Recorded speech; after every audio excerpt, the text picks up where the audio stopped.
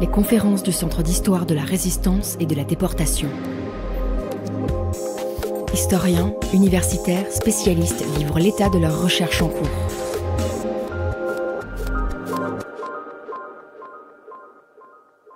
Bonsoir, écoutez, on va commencer cette conférence du cycle Jean Moulin autour de l'exposition éponyme Jean Moulin, Les Voies de la Liberté, présentée encore quelques semaines chez nous. Donc si vous ne l'avez pas vue, ça va devenir urgent puisqu'on va la démonter à partir du 27 mai prochain.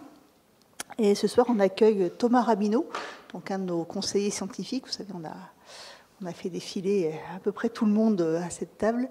Donc Thomas a travaillé plus particulièrement sur la biographie de Laure Moulin et va nous parler ce soir de Jean et Laure Moulin.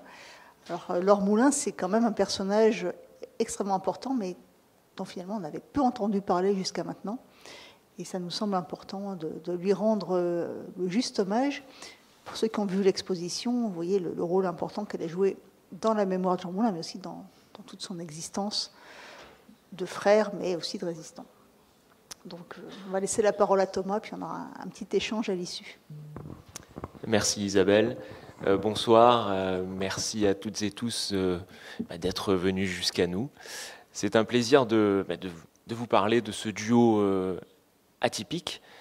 Alors, pourquoi un duo? Parce que, en fait, pour mieux connaître Jean Moulin, il est indispensable de se pencher sur la vie de sa sœur et inversement. Quand on appréhende la vie de Laure Moulin, on est amené forcément à mieux connaître l'action de l'homme, du héros, mais aussi à mieux connaître les femmes, finalement, l'histoire des femmes de cette époque, et plus précisément aussi l'apport des femmes dans la résistance. Et Laure Moulin incarne aussi cette dimension-là. Alors, un duo résistant qui a résisté avant l'époque de la résistance, on va le voir.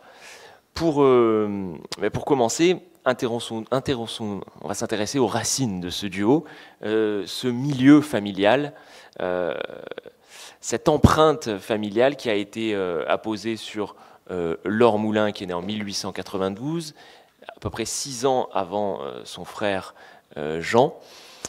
Tous deux sortent du même moule républicain. Ils ont grandi sous l'influence et avec la fascination de ce père, Antoine-Émile Moulin, qui lui-même leur enseignait l'engagement républicain de leurs aïeux, quitte à transformer un petit peu la vie de l'arrière-grand-père qui en a fait un des premiers combattants de la République. Bon, il s'arrange un petit peu, mais ça en dit beaucoup sur le mythe et la force de l'engagement républicain de la famille Moulin.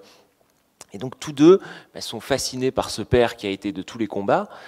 Antoine-Émile Moulin, c'est un élu de la République, un élu local, ancré dans l'Hérault, puisqu'il est professeur d'histoire-géographie, et donc à ce titre, c'est un militant, un ardent défenseur de la République, qu'il a défendu à l'époque du boulangisme, du général Boulanger. Il a été parmi les premiers défenseurs du capitaine Dreyfus. C'est le président de la Ligue des droits de l'homme de l'Hérault, et il milite ardemment à Béziers. Donc c'est un franc-maçon aussi, avec tout ce que ça implique en termes de militantisme pour la séparation des églises et de l'État. Et tous ces combats ont bercé le duo, même s'ils sont nés après, ou surtout pour ce qui concerne Jean Moulin, ils ont vraiment été éduqués dans ces idéaux-là. Et ça les a durablement marqués, on va le voir pour toute la suite de leur trajectoire. On peut signaler aussi un élément important, c'est la place accordée aux femmes dans cette famille, qu'on voit à travers le respect et la considération que vouait Laure à sa grand-mère Alphonsine, qui s'était remariée à leur grand-père veuf. C'est une femme qui avait une certaine éducation, et c'était pas très fréquent à l'époque dans ce milieu qui n'était pas encore petit bourgeois. C'est vraiment la paysannerie de Saint-Andiol, puisqu'ils sont originaires de ce petit village des Alpilles, qui se sont un petit peu embourgeoisés grâce aux propriétés, à l'acquisition de terres, mais Pour autant, on n'est pas encore dans l'élévation sociale qui caractérisera le père de Jean Moulin, Antoine-Émile Moulin. Et donc Alphonsine fascine Laure Moulin par son éducation, par sa culture. C'est une femme qui a fait 10 ans d'études, qui a le brevet supérieur, qui est donc habilitée à enseigner à l'époque, à devenir institutrice. Et donc tout ceci se traduira par notamment les études que fera Laure Moulin à une époque où les femmes faisaient bien peu d'études. Et en 1913, elle fait partie des 400 bachelières que compte le pays. C'est extrêmement peu. Et pour la famille Moulin, pour Blanche Moulin, qui est plutôt effacée, qui est une femme pieuse, mais qui a son caractère, pour Blanche Moulin, donc, et pour Antonin Moulin, il n'est pas question que leur fille ne fasse pas d'études. Et donc, elle ira au-delà du baccalauréat à l'université. Et ça, c'était très rare à l'époque. Et Laure Moulin fera des études de langue, plus précisément d'anglais. Il y a un autre élément aussi qui les rapproche, Laure et Jean Moulin. C'est un traumatisme familial qui les a durablement marqués, en l'occurrence la perte de leur grand frère, Joseph. Alors, on le voit ici, Joseph au centre de la photo, et puis Laure Moulin est tout à droite. Ce grand frère qui porte les espoirs d'ascension sociale encore au-delà de ce qu'a pu faire Antoine-Émile Moulin, décède en 1907. Il meurt d'une diphtérie, si je me souviens bien, dans d'atroces souffrances, et Laure Moulin assiste à cette agonie qui dure plusieurs mois, alors que Jean, lui, va en être éloigné, puisqu'il est vraiment très jeune à cette époque-là, il a tout juste 7 ans, et ses parents ne veulent pas qu'il voie ça. Mais pour autant, tous les deux vont conserver le souvenir de ce frère. Alors si le traumatisme est très perceptible chez Jean, par la baisse de ses notes, lui c'était un bon petit élève, et Laure Moulin, elle continue. C'est plus discret chez Laure, et en fait, j'ai envie de dire que c'est précisément parce qu'elle n'en parle pas que ça a dû profondément la marquer. Parce que c'était une femme très pudique, très sensible, mais qui ne montrait pas beaucoup ses sentiments, au premier abord en tout cas. Et elle-même a écrit dans un devoir scolaire que la période qui précédait, la mort de son frère, c'était les jours heureux. Sous-entendu, après, ça ne sera plus exactement la même chose. Donc, cette perte commune les marque profondément, et leur relation évolue en conséquence, c'est-à-dire que Laure devient la sœur aînée, devient l'aînée de la fratrie, et elle s'attribue un rôle de protectrice. Elle va estimer qu'il est de son devoir de veiller, de couver ce petit frère qui a une santé assez fragile à l'époque, qui surtout fait face aux attentes assez pesantes de leur père, du pater familias, qui veut donc que le petit Jean fasse ce que devait faire le grand frère Joseph, c'est-à-dire des études de droit et passer au service de l'État. Et ça, le petit Jean Moulin, ça le révolte un peu, et c'est là que ses notes plongent, c'est là qu'il devient un élève dissipé, il se prend quelques claques à la maison, et Laure Moulin tente de le soutenir, et elle l'encourage dans sa passion, qui est le dessin. Et cet enfant qui s'évade par le dessin va recevoir des attentions de sa grande sœur en 1916, quand elle... à ce moment-là, Jean Moulin lui-même est plus âgé. En 1916, Laure part en Angleterre, et elle lui envoie des cartes postales humoristiques, des dessins qui vont l'inspirer. Et elle lui envoie... Elle a toujours témoigné cette attention-là, des petits gestes comme ça qui vont perdurer évidemment toute leur vie, et qui traduisent l'importance de cet amour fraternel. Alors évidemment, tout ceci va se traduire par une profonde complicité. Et cette complicité, on la voit quand ils commencent à faire des études ensemble. Laure a été à Montpellier, faire donc des études d'anglais à partir de 1913. Il y a une petite éclipse, je vais y revenir.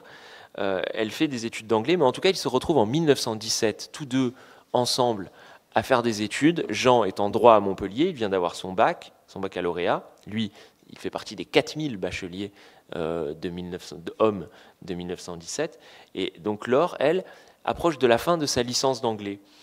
Et cette complicité est évidente quand on voit que Jean, lui, est plutôt d'un naturel fêtard, il s'amuse, et Laure, très sérieuse, fait l'intermédiaire avec leurs parents quand Jean a besoin d'argent pour ses sorties, pour aller s'amuser. C'est elle qui demande à leur père de leur venir en aide.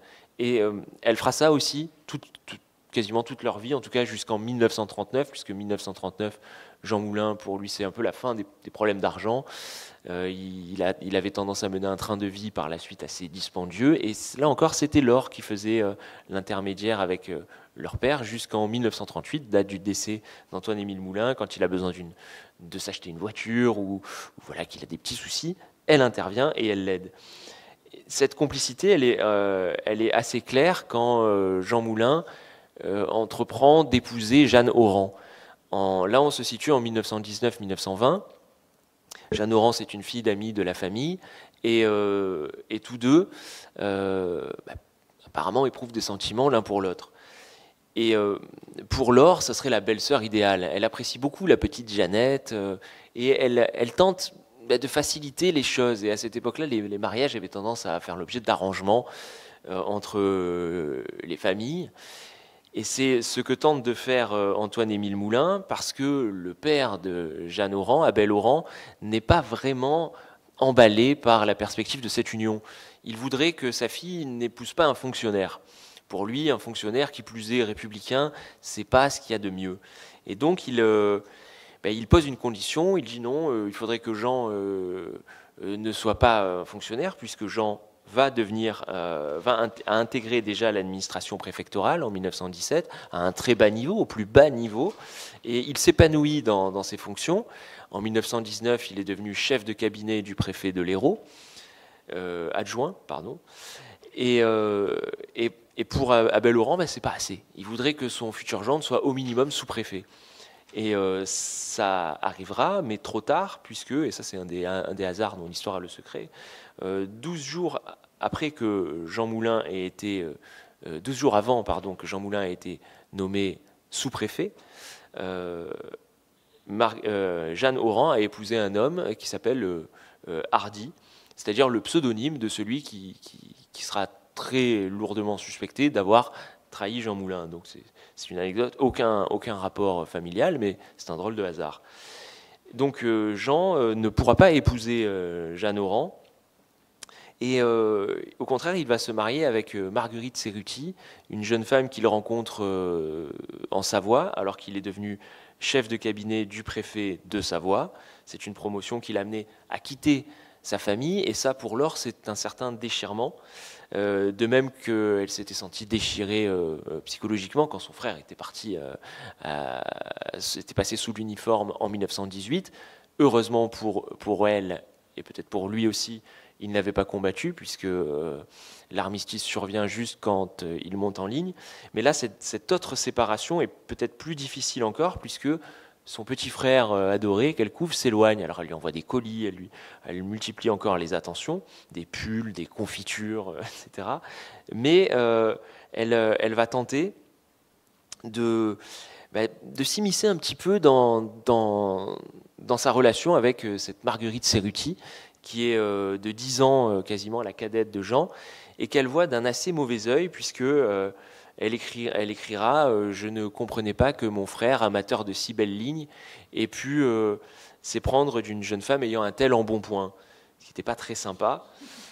Elle écrira même qu'elle aurait été vraiment belle si ses formes avaient été moins opulentes. Donc on a compris qu'entre les deux, le courant passe pas très bien. Marguerite Cerruti, entre parenthèses, rendra bien ces amabilités-là, et même si sa cible, Laure Moulin, est décédée quand Marguerite Cerruti publiera ses mémoires à la fin des années 70, elle se venge et elle parle d'une vieille fille acariâtre. Voilà. Donc vraiment, ça passait pas. On s'en rend compte quand on lit leurs échanges de courriers, qui assez vite muent avec dans une certaine guerre froide, au risque de faire un petit anachronisme. En tout cas, Laure a pu être sans doute blessée d'être tenue au courant assez tardivement de cette relation entre Jean et Marguerite.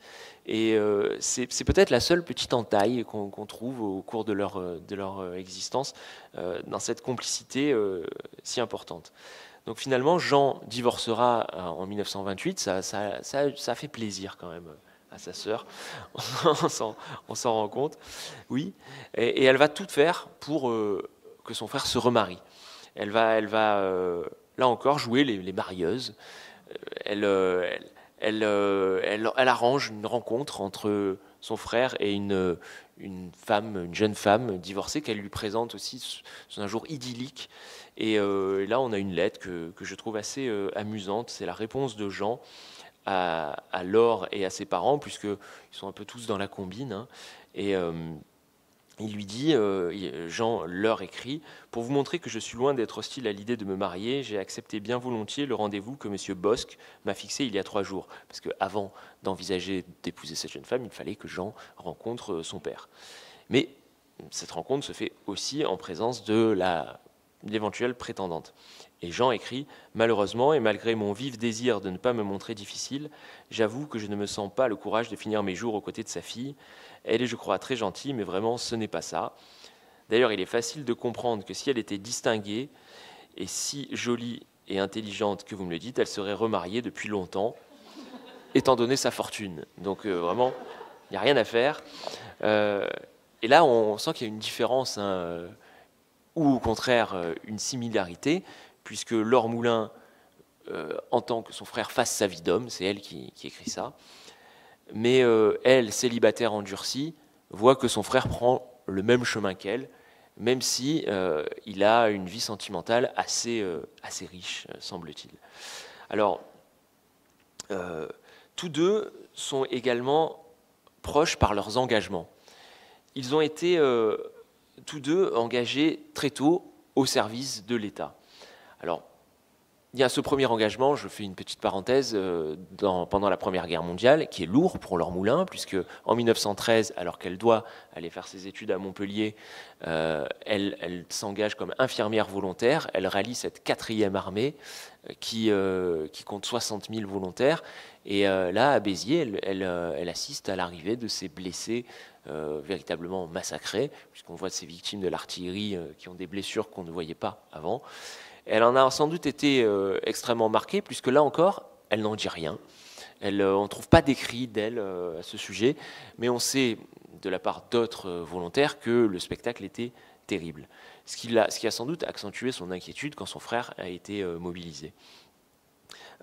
Jean, quant à lui, est aussi engagé à son niveau, puisqu'il est trop jeune en 1913 pour passer sous l'uniforme, il a 14 ans, mais il s'engage d'une autre façon, en 1914, pardon,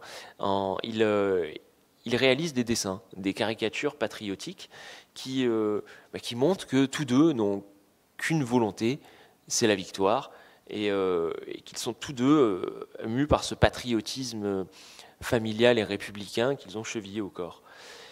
Cet engagement se manifeste évidemment par leur entrée au service de l'État. Laure Moulin va devenir professeur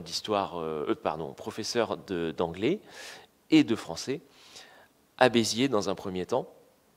Là, on a ici le document qui scelle son incorporation, son entrée dans l'éducation, à l'époque l'instruction publique. Et une première inspection aussi, un rapport d'inspection, une notice individuelle. Alors tous sont déposés aux archives nationales, où on voit que c'est une professeure consciencieuse. Tout de suite, elle est félicitée pour son engagement et pour son sérieux, sa grande rigueur.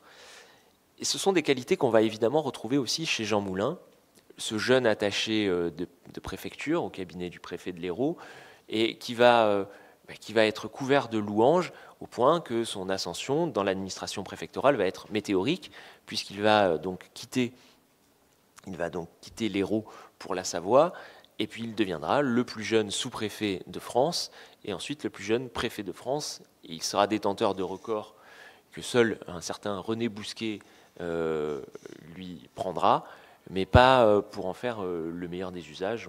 On connaît la vie de Bousquet.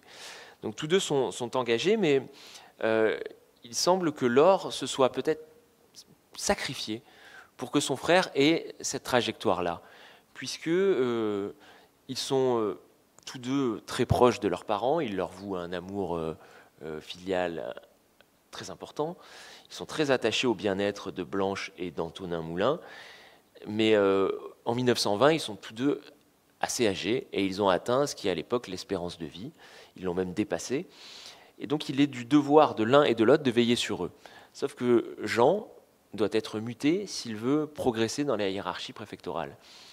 Et Laure, qui, on le voit dans ses lettres, aimerait bien aller travailler ailleurs. Elle aime voyager. Elle a été en Angleterre en 1916, je l'ai dit.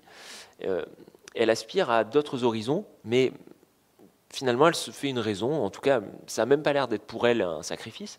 Elle reste à Béziers et elle veille sur leurs parents. C'est une jeune femme au physique plutôt agréable, et on le voit sur ses photos. Elle aime la vie, elle aime, comme son frère, elle aime profiter de tout ce que l'existence peut offrir. Mais dans cette époque où, pour dire les choses simplement, les hommes sont plus rares, un certain nombre d'entre eux ont été blessés ou tués à la guerre, Laure Moulin appartient à une génération qui compte le plus de célibataires. C'est quasi mathématique, mais elle a quand même un certain nombre de prétendants. Pour autant, elle les éconduit et elle renonce à fonder un foyer. Son frère, lui, le fera, mais puis finalement, leurs trajectoires se rejoindront de nouveau. Mais encore une fois, c'est parce que Laure a accepté. On ne lui a même pas demandé, en fait, elle l'a fait avec le plus grand naturel, semble-t-il. Elle veille sur ses parents, que Jean a pu avoir cette trajectoire-là. Cet engagement-là est aussi commun pendant la guerre d'Espagne, en 1936, puisqu'à ce moment-là, Jean Moulin est chef de cabinet du ministre de l'Air Pierre Cotte, et Laure, elle, est professeure d'anglais. Elle va être mutée à Montpellier en 1937, mais elle va avoir une action qui est presque complémentaire de celle de son frère, puisque Jean, lui, est devenu la cheville ouvrière d'un système d'envoi d'armes clandestines en Espagne pour soutenir les républicains espagnols, qui sont les alliés naturels du Front populaire français. Et sur le terrain, Laure soutient les républicains espagnols, en tout cas leurs familles, qui se sont réfugiés en France. Elle fait l'intermédiaire entre des jeunes femmes qui essayent d'avoir des nouvelles de leurs compagnons en Espagne, et elle s'adresse à son frère pour un certain nombre de demandes. Et cette complémentarité est encore plus évidente au moment de l'exode des républicains qui passent la frontière, qui passent les Pyrénées et qui se retrouvent parqués dans des camps en France, et notamment dans la région de Montpellier, à Béziers et à Montpellier. Et là, Laure Moulin intervient, elle a une action humanitaire, elle demande tout, elle fait part à son frère de ce qu'elle voit, c'est-à-dire de cette situation indigne pour la République, et elle ne compte pas son temps pour apporter des vivres, elle s'occupe de lever des fonds, et donc de venir en aide à ces personnes qui sont dans la plus grande détresse. Donc il y a ce côté complémentaire et fusionnel également dans l'engagement, on le voit, politique sur ce plan-là. Et évidemment, cet engagement va prendre une tournure paroxystique pendant la Deuxième Guerre mondiale. À partir de 1939, tous deux sont parfaitement en phase, et c'était même le cas avant, puisque leurs appréhensions face à la montée du fascisme et du nazisme étaient partagées. Ils deviennent des résistants qui sont le plus naturellement du monde, en fait. Ils vont prendre cette dimension-là. En 1940, Jean Moulin donc, est préfet d'Eure-et-Loir, Et c'est le seul qui est resté à son poste. Dans l'administration française, à quelques exceptions près autour de lui dans le département, c'est le seul à être resté finalement à son poste. Ce qui inquiète beaucoup sa grande sœur et leur mère, qui elles sont restées dans l'Hérault ou à Saint-Andiol pendant l'été, puisque l'été, pendant les vacances, ils allaient dans leur village des Alpilles. Ils ont donc cette inquiétude face à l'évolution du sort des armes, puisque dès mai 1940, on va dire que ça tourne mal. Jean Moulin continue évidemment de croire en la victoire, et il le fera jusqu'à son dernier souffle, évidemment. Et il y a cet échange qui traduit là encore une complicité importante. On a retrouvé leurs lettres de cette période-là, entre janvier 1940 et 1943, des échanges qui montrent là encore leur proximité. En mai 1940, donc alors que la débâcle de l'armée française s'esquisse, Jean Moulin écrit à sa sœur et il lui demande d'acquérir un petit masé dans les Alpilles qu'elle avait repéré. Alors quand est-ce qu'elle l'a repéré, on ne sait pas exactement, mais il a une idée claire en tête, c'est que ce petit masé, c'est une bergerie, en fait une sorte de bergerie, dans un petit écrin de verdure absolument magnifique, idyllique, avec 2 hectares de terrain, des vignes, une vue sur les Alpilles absolument sublime. Mais Jean Moulin ne l'achète pas seulement pour ça. Il a une idée en tête, c'est, je le cite, héberger une famille de républicains espagnols ou des réfugiés français.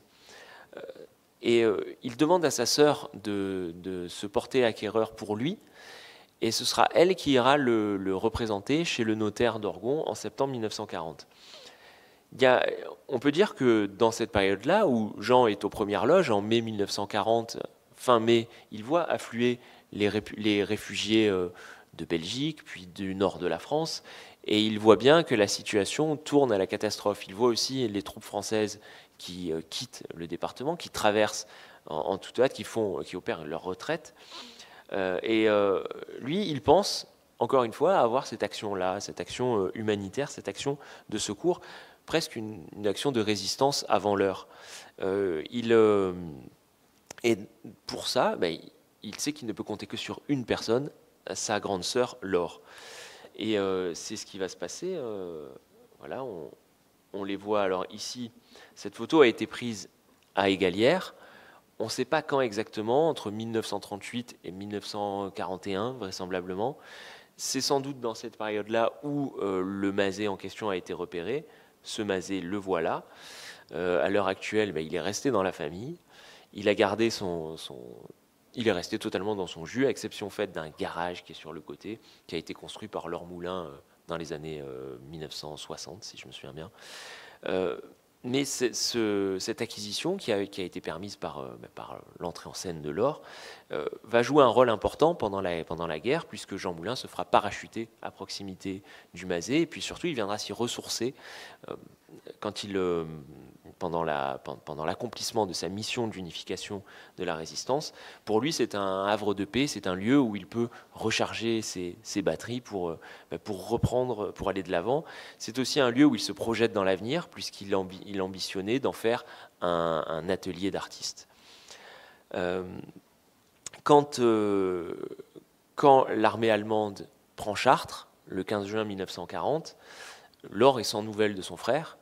Évidemment, les communications sont rompues, le courrier n'est plus acheminé.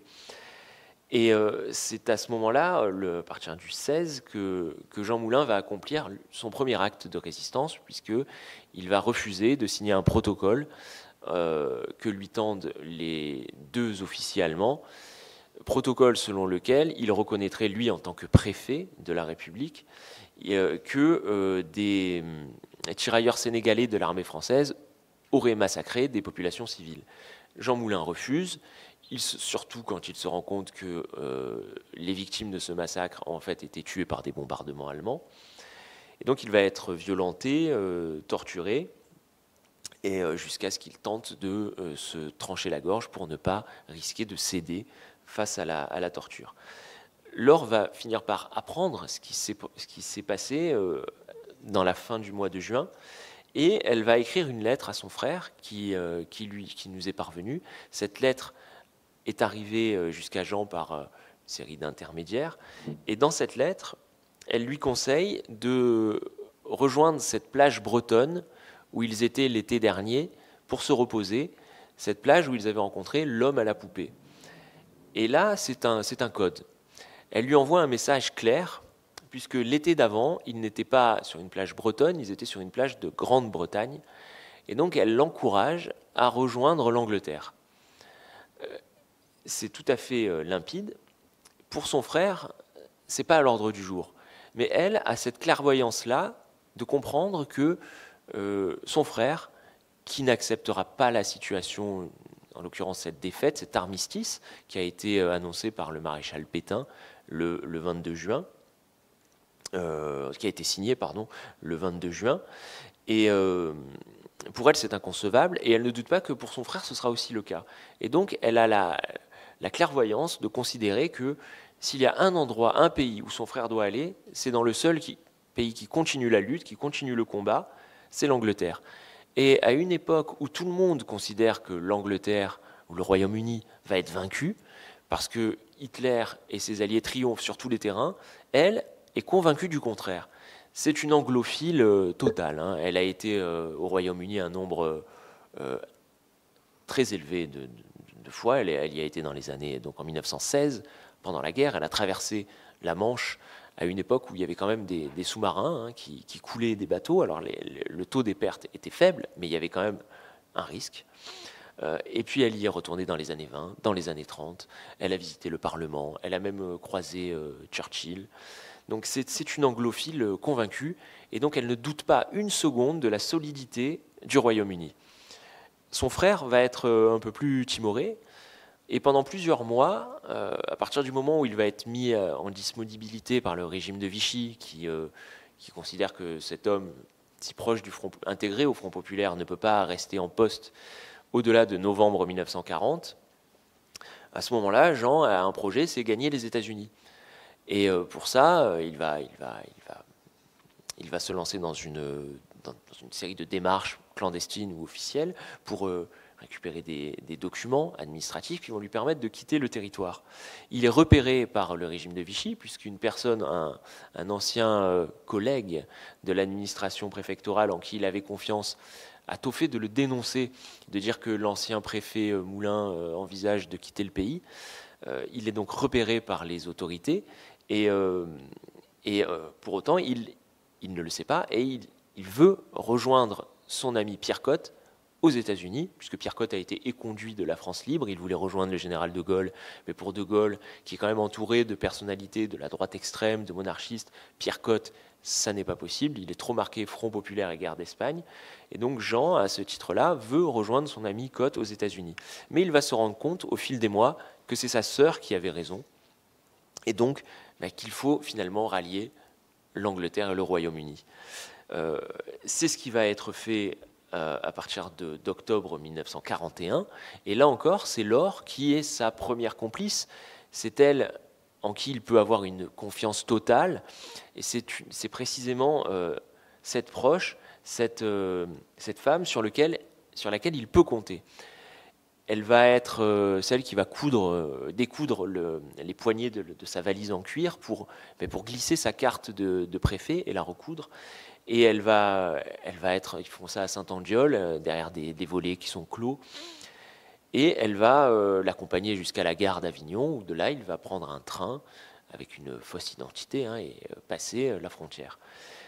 Et elle attendra fébrilement le signal de son arrivée, qui se fait par un code, par une lettre, un télégramme qui arrive à la gare d'Avignon, et puis ensuite, surtout, par un message radio, puisque Jean Moulin parvient à gagner l'Angleterre, à gagner Londres, en octobre 1941.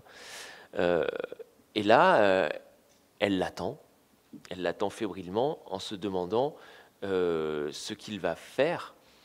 Je fais un petit retour en arrière. Dès janvier 1941, quand Jean est lancé dans ses démarches de recherche de documents, de visas pour quitter le pays clandestinement, lui et sa sœur s'écrivent. Mais ils ne s'écrivent pas sous leur nom. ils ont opté pour des pseudonymes. Alors pour Laure, c'est Lucie, son deuxième prénom. Et pour Jean signe Joseph, vous le voyez là, et donc le nom de ce frère aîné disparu qu'il ressuscite par la plume et par cet engagement-là. Et il y a une telle complicité entre eux que diverses allusions fonctionnent. Et il suffit de certains codes pour qu'ils se comprennent. Alors il parle en cas de problème, c'est tante Ernestine va mal, ce qui veut dire qu'il faut faire attention. Mes amitiés à Léontine, on le voit, et à tous les siens. Alors Léontine, c'est aussi une autre personne engagée à leur côté. Enfin, toute leur complicité trouve un aboutissement dans cet engagement résistant. Alors Jean va revenir, va être parachuté dans la nuit du 1er au 2 janvier 1942, et Laure écrit dans cette biographie qu'elle lui a consacrée qu'elle en a rêvé. La nuit précédente, ce retour, elle a rêvé du retour de son frère. Alors, on ne va pas en faire une médium non plus, mais elle a eu cette espèce de pressentiment, encore une fois, que son frère allait revenir. Et il revient, elle est à Montpellier à ce moment-là, il a tôt fait de la rejoindre, et là, il va en faire sa secrétaire particulière, et même plus que ça. Elle va coder et décoder des messages qu'il doit envoyer à Londres. Elle va être agent de liaison. Et c'est une opération extrêmement fastidieuse de coder ou de décoder des messages. Et sans le soutien de sa grande sœur, à une époque où il ne peut compter sur aucun renfort de la France libre, ni même de la résistance qui est embryonnaire et famélique. Il y a peu de recrues, et les chefs des mouvements n'ont pas les moyens de détacher un agent auprès du représentant du général de Gaulle, qui est revenu en France avec pour mission d'unifier la résistance sous l'autorité de la France libre. Donc Jean doit se débrouiller, et pour ça, il peut compter sur sa grande sœur, mais qui fait bien plus qu'un rôle de secrétaire, un rôle nocturne d'ailleurs, puisqu'elle travaille la nuit, et ensuite elle va travailler le lendemain dans son collège de jeunes filles. Elle est restée en fonction. Elle fait un rôle d'agent de liaison, puisqu'elle transporte des messages. Il lui arrive de transporter un poste émetteur, ce qui est extrêmement risqué, et surtout indispensable à la bonne marche de la résistance, puisque sans ces liaisons radio, entre la France et Londres, rien ne peut se faire. Ensuite, elle va retrouver précisément un officier radio, Montjarret, qui a été perdu au moment du parachutage de Jean Moulin et de son compagnon Fassin. Montjarret a été perdu, ils ont été égarés en pleine nuit, et c'est Laure qui va le retrouver sur la Côte d'Azur, et donc il va lui permettre de revenir dans le circuit et donc de travailler aux côtés de son frère. Pour autant, ils continuent tous deux à se ressourcer en famille, à rejoindre Saint-Andiol tous les week-ends en ce qui concerne Laure, et Jean également. Là, on les voit sur la dernière photo de famille prise au moment des fêtes de Pâques 1942. Laure est ici à droite de la photo, c'est l'avant-dernière sur la droite, et Jean, on le reconnaît, même s'il a été marqué par les épreuves de la résistance, cette tension permanente, cette peur d'être arrêté. Quand Jean Moulin bénéficie de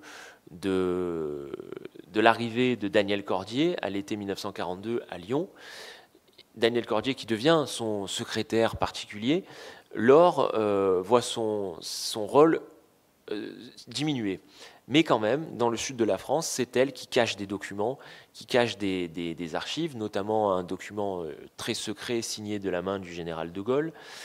Elle le transporte avec elle, là encore c'est un risque important, et elle va le cacher dans un mur du cimetière familial à Saint-Andiol. Donc il y a toujours cette complicité dans tous les sens du terme jusqu'à la fin, et même au-delà.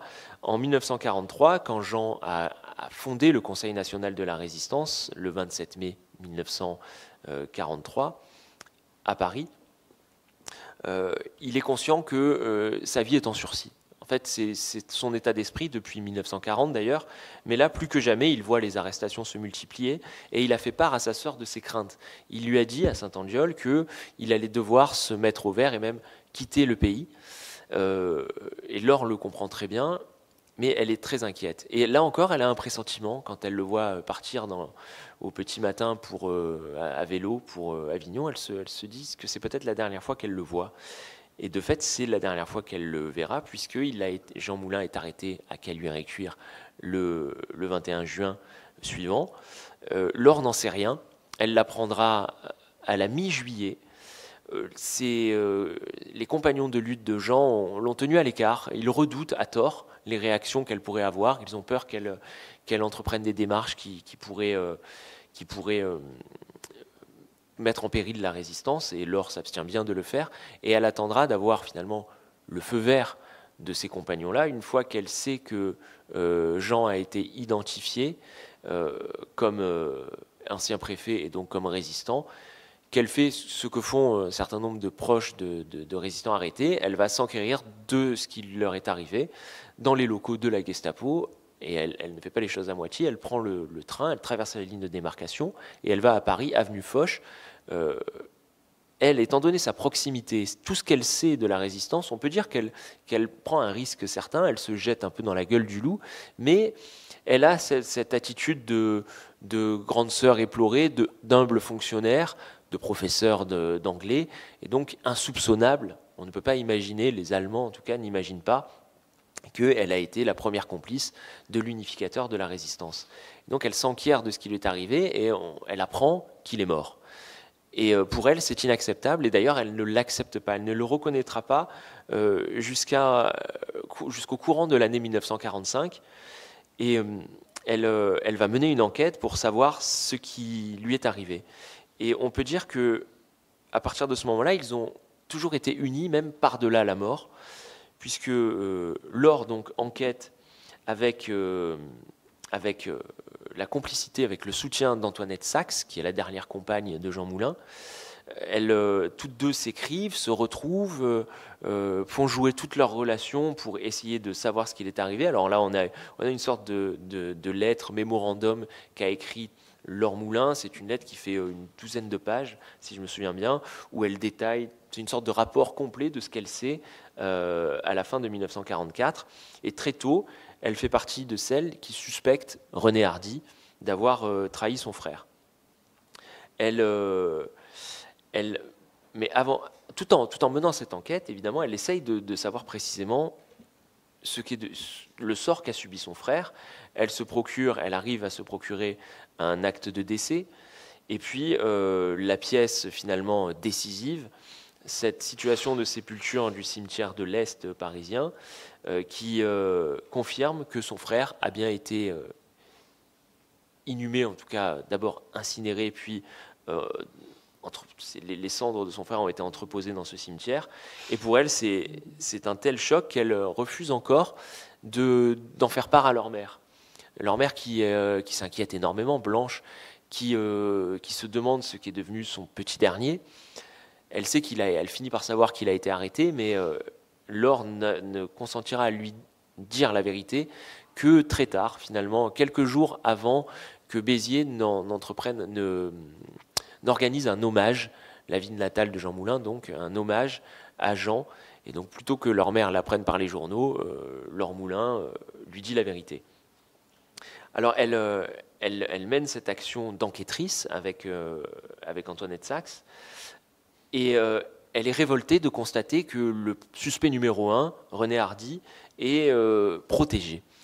Il est protégé parce que lui, dont le procès aurait dû avoir lieu en 1945, fait valoir une situation de santé qui l'en empêche, et donc il est envoyé dans un sanatorium. Mais des informations parviennent à Laure Moulin qui prouvent qu'en fait c'est de la simulation, et que René Hardy aurait pu comparaître. Mais ce n'est pas le cas, et il faudra attendre 1947 pour qu'un premier procès ait lieu. Un premier procès qui est entaché de nombreuses irrégularités, puisque des témoins qui auraient dû être cités à comparaître, des témoins qui sont des collaborateurs patentés, ont été exécutés avant la tenue du procès. Des documents essentiels à la procédure n'ont pas été versés à l'instruction, comme le rapport Flora, qui mentionne en toutes lettres que René Hardy, et le rapport Flora, c'est un document allemand, un rapport du contre-espionnage du Sicherheitsdienst, du SD, on va dire la Gestapo pour faire simple, qui mentionne que René Hardy est devenu un contre-agent, que c'est grâce à lui que la rafle de Caluire a pu avoir lieu, etc., etc. Et donc ces documents-là ne sont pas versés au procès, et tout ceci révolte Laure. Pour elle, c'est un véritable scandale, puisque tout ce qui fait, toutes les raisons pour lesquelles elle s'est battue, elle a risqué le sacrifice consenti par son frère. Toutes ces raisons-là, donc une république de droit, lui semble s'être évanouie. Donc pour cette femme, c'est un véritable drame intime, et on voit que dans sa vie, les stigmates apparaissent clairement. Là encore, quand on se penche sur les rapports d'inspection annuels à cette époque-là des professeurs, le rapport mentionne que Madame Moulin est une professeure consciencieuse, et malheureusement, cette année, elle a eu de graves préoccupations. Effectivement, on sait lesquelles, qui ont entraîné des retards et voilà, en tout cas un changement dans son attitude. Elle se reprendra par la suite dans les années 50, mais on voit bien la marque de ces épreuves dans ces documents-là. Elle est révoltée de constater que le deuxième procès qui vise Hardy, qui a fini par être confondu par ses mensonges, ce deuxième procès se traduit là encore par une absence de peine, puisqu'il a été dans un premier temps acquitté au bénéfice du doute, avec pas moins de 18 faux témoignages à son appui. En 1950, il va être relaxé à la minorité de faveur, dans un procès qui est entaché des mêmes irrégularités, même type d'action, le tout dans un contexte encore peut-être plus grave, puisque Klaus Barbie, donc le chef de la Gestapo de Lyon, a été repéré en Allemagne. On sait qu'il est passé au service de l'armée américaine, que c'est devenu une sorte d'agent de la lutte anticommuniste, et donc il bénéficie de la protection des États-Unis, et à ce titre, il ne peut pas être extradé en France sans la garantie qu'il sera renvoyé, qu'il sera libre de ses mouvements et qu'il pourra retourner en Allemagne. Pour le gouvernement français, c'est inacceptable. Mais en même temps, ça arrange un petit peu les autorités qui sont gênées, et ça, on a des rapports, précisément américains qui traduisent la gêne du gouvernement français vis-à-vis de Klaus Barbie, qui sait beaucoup de choses précisément sur certaines affaires, et notamment celle-là, puisque Barbie quand même dépose, il fait des dépositions, et dans lesquelles lui aussi accable René Hardy. Donc malgré tout, René Hardy va s'en tirer, notamment grâce à la rétractation pendant l'audience de l'adjoint de Barbie, Steinried, qui se rétracte. Il a fait des aveux, lui encore a accablé René Hardy, a expliqué que c'était grâce à lui que la rafle de Caluire avait eu lieu. Mais pendant le procès, il dit non, si j'ai dit ça, c'est parce que j'étais sous la pression de la police française, donc je me rétracte. Hardy a un excellent avocat, Maître Garçon, qui fait valoir tout ça, qui profite du contexte aussi de guerre froide, puisque Hardy est attaqué par les communistes, et donc s'il est attaqué par les communistes, c'est peut-être qu'il faudrait le sauver. Donc c'est dans ce contexte-là qu'on est à l'époque. Steinried s'est rétracté, on le saura 40 ans plus tard, parce que son avocat s'est vu proposer un marché. On lui a dit, si votre client se rétracte, il sera libre, alors que Steinried était condamné à mort. Mais un an après le procès Hardy, il est libre, il est en Allemagne. Donc clairement, il y a une injustice qui a véritablement bouleversé Laure Moulin. Alors comme elle ne peut pas avoir cette justice dans les prétoires, elle va se battre pour l'avoir face à l'histoire. Et c'est le sens de son engagement mémoriel, qui est simultané à ces procès, mais qui va s'accentuer dans les années 1950 jusqu'à la panthéonisation de 1964. Avant ça, elle est littéralement de toutes les cérémonies. Là, on la voit en 1945 pour l'anniversaire de la création du Conseil national de la résistance. Elle est à la droite du général de Gaulle sur la photo. Elle est présente absolument à toutes les inaugurations de plaques, de rues, de stèles, de statues. Et elle participe activement à l'entretien et à la propagation de ce souvenir. Pour elle, c'est une nécessité, puisque si on parle de son frère, en un sens, il est toujours vivant. Il est toujours près d'elle. Et elle donne un sens aussi à ce sacrifice qui, pour elle, constitue un manque dont elle ne se remettra jamais vraiment. On le voit dans ses lettres, et elle dit, mais cet homme qui était si plein de vie, qui a disparu d'un coup, c'est incompréhensible. Je ne la cite pas exactement, mais de mémoire, c'est ce qu'elle écrit. Donc elle va lutter de toutes ses forces pour mener même une sorte de lobbying et faire entrer son petit frère, son héros de frère, au Panthéon. Elle écrit « Le Panthéon consacrera sa gloire », et c'est ce qui se produit en 1964. De Gaulle, pour des raisons politiques, évidemment, voit finalement d'un bon œil cette initiative qui est relayée auprès de lui par André Malraux, son ministre de la Culture. Là, on voit le général de Gaulle dans le Panthéon qui serre la main de Laure Moulin. Ce sont des photos, donc des archives familiales. Pour Laure, c'est donc une forme d'accomplissement qu'elle va encore mener à bien, peut-être encore un cran au-dessus, en écrivant son livre. Cette biographie de Jean Moulin, une biographie très intimiste, qui est sans doute ce qui s'est fait de mieux à l'époque pour connaître le Jean Moulin en famille, même si cette grande sœur assez pudique met de côté les aspects un peu sentimentaux de la vie sentimentale, c'est active de son frère. On en apprend beaucoup sur leur relation aussi, sans pour autant qu'elle-même se mette en avant, puisque dans tout ce parcours mémoriel qu'elle accomplit, à aucun moment elle n'essaie de capter la lumière. Au contraire, elle s'efface. Elle ne dit pas grand-chose de son rôle, elle en dit très peu. Et c'est son éditrice, Thérèse de Saint-Phal, qui était à l'époque éditrice aux Presses de la Cité, qui m'a dit avoir dû la pousser pour qu'elle en dise un tout petit peu sur son rôle de secrétaire et même d'agent de liaison, mais sans s'attribuer autre chose qu'un rôle de secrétaire.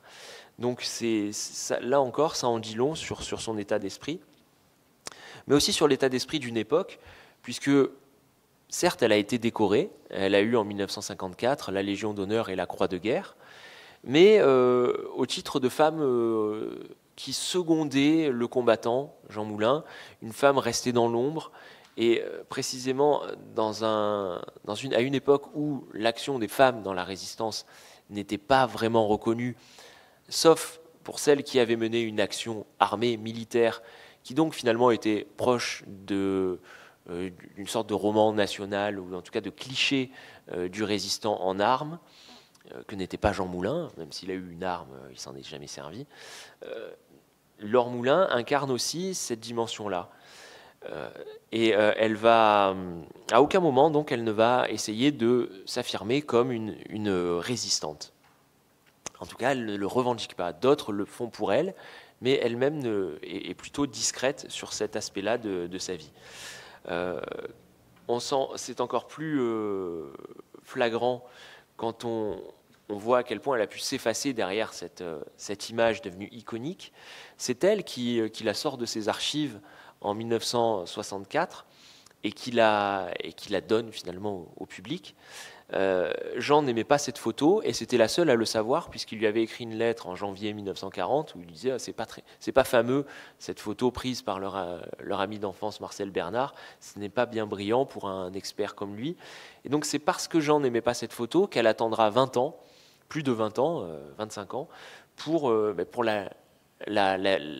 autoriser sa diffusion. Et jusqu'à son dernier souffle, Laure Moulin, là on la voit en 1974, l'année de son décès, quelques mois avant son décès, à Bordeaux, auprès de Chaban-Delmas, Premier ministre. Et là, Jacques Chaban-Delmas qui inaugure un centre Jean Moulin. Et évidemment, elle est présente en dépit de son grand âge, de ses problèmes cardiaques qui ont vu le jour dans les années 1950. Et donc quand Laure Moulin rend son dernier souffle, le dernier jour de 1974, il ne faut pas s'étonner que là encore, on ne parle d'elle que comme étant la sœur d'un héros, sœur de Jean Moulin, dans le Midi Libre, premier président du Conseil national de la Résistance, est décédée. Rares sont les journaux qui font état de son engagement résistant. Certains mentionnent qu'elle a en effet été élue, elle a fait partie des premières femmes élues en 1945 au conseil municipal de Montpellier. Elle a eu un engagement aussi social auprès des personnes âgées, y compris quand elle-même l'était devenue. Elle a eu une action donc finalement au service des autres toute sa vie. C'est valable également en 1962, 63, 64. Comme elle venait en aide aux réfugiés républicains, elle vient en aide aux harkis, qui sont eux aussi parqués dans des camps. Et tout ceci finalement passe assez inaperçu par rapport à cette image de femme restée dans l'ombre du héros, du plus célèbre héros de l'histoire de la résistance. Mais il n'empêche que la situation est en train de changer à la marge, puisqu'on parle plus d'elle que quelques rues, salles de villages, des chemins à Montpellier. Il y a précisément l'allée du square du Pérou où la photo a été prise, qui porte désormais le nom de Laure Moulin. Et on en vient peu à peu à considérer cette fratrie comme un duo résistant. Et c'est sans doute une bonne chose, puisque tout ceci amène dans le mouvement de reconnaissance de l'action des femmes dans la résistance à mettre un autre visage sur ce mouvement-là, et à rappeler que sans les femmes, les sœurs, les proches de résistants et résistantes elles-mêmes, la résistance n'aurait pas été ce qu'elle a été, et peut-être même qu'elle n'aurait pas existé et eu la même efficacité, en tout cas qu'on lui connaît, sans doute même, elle aurait été impossible. Et Laure Moulin incarne ça aussi.